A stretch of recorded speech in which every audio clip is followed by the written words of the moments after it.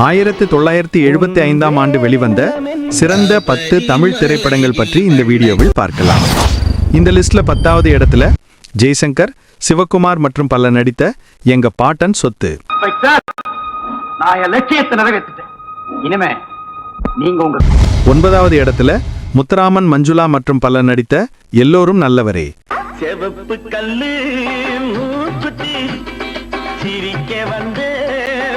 இந்த லிஸ்ட்ல 8வது இடத்துல ஜிமினி கணேசன், ஸ்ரீவித்யா மற்றும் பலர் நடித்த சுவாமி ஐயப்பன்.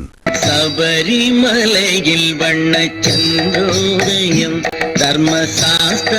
7வது இடத்துல ரஜினிகாந்த், கமல்ஹாசன், ஸ்ரீவித்யா மற்றும் பலர் நடித்த அபூர்வ ராகங்கள்.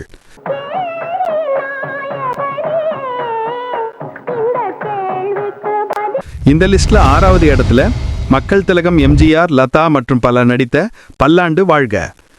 ஒன்றே குலம் என்று பாடுவோம். இந்த வீடியோ உங்களுக்கு பிடிச்சிருந்தா ஒரு லைக் கொடுத்துட்டு மறக்காம சப்ஸ்கிரைப் பண்ணிக்கோங்க.